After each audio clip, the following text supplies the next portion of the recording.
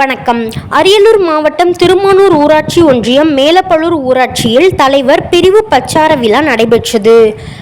இந்நிகழ்ச்சிக்கு ஊராட்சி மன்ற தலைவர் கார்த்திகேயன் தலைமை தாங்கினார்.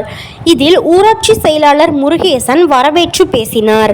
இந்நிகழ்ச்சியில் துணைத் தலைவர் கண்ணகி, ஓர் காரியக்காரர்கள், முக்கியஸ்தர்கள், வார்டு உறுப்பினர்கள், அலுவலக பணியாளர்கள் மற்றும் ஊராட்சி பொதுமக்கள் ஏராளமானோர் கலந்து கொண்டு வாழ்த்து பேசினார்கள்.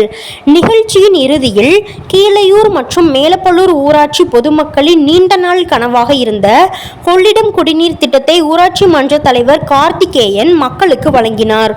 ஊராட்சியில் கனிமணிதியில் சுமார் 13.50 லட்சம் மதிப்பீட்டில் கட்டப்பட்டுள்ள கொள்ளிடம் குடிநீர் கீழ்மட்ட டேங்கில் இருந்து ஊராட்சி முழுவதும் போடப்பட்டுள்ள குடிநீர் பைப்கள் மூலம் கொள்ளிடம் குடிநீரை ஊராட்சி மன்ற தலைவர் பொதுமக்களுக்கு வழங்கினார்.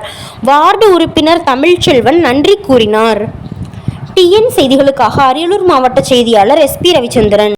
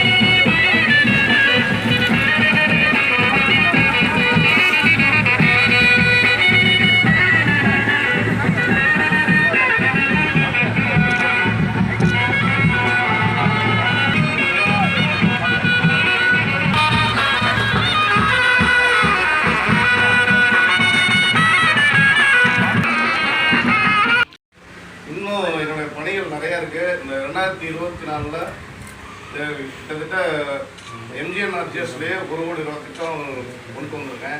இன்னும் சாலை வசதிகள், இன்னும் தார் சாலை, சிமெண்ட் சாலைகள், இன்னும் நிறையா ஏஜிஎம்டி அண்ணா யூனிவர்சிட்டி திட்டத்தில் ஒரு 39 லட்சம் ரூபா மதிப்பீட்டில் அந்த பணிகளும் தொடர்ந்து நடைபெறும்.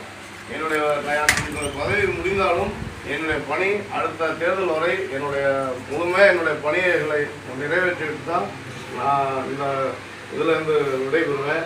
அது வரைக்கும் ஊராட்சிக்கு என்னென்ன தேவைகளோ, என்னென்ன சுகாதாரம் மற்றும் அனைத்து குடிநீர் வசதிகள் அனைத்தையும் நான் தொடர்ந்து கவனிச்சுட்டு இருப்பேன்.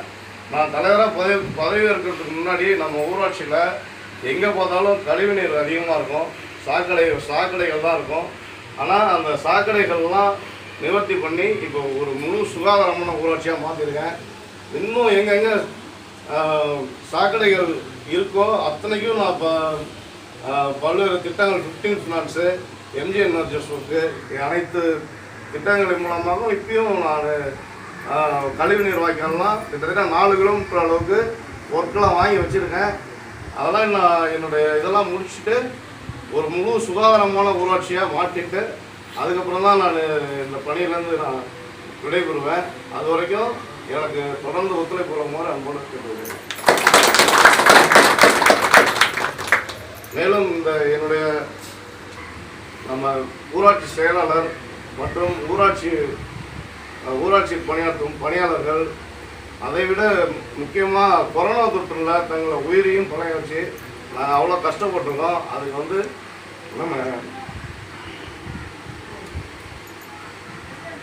நம்ம தூய்மை பிள்ளைகளெல்லாம் ரொம்ப கஷ்டப்பட்டாங்க. அதெல்லாம் அவங்களுக்கு ரொம்ப நன்றி தெரிவிச்சுக்கிறேன்.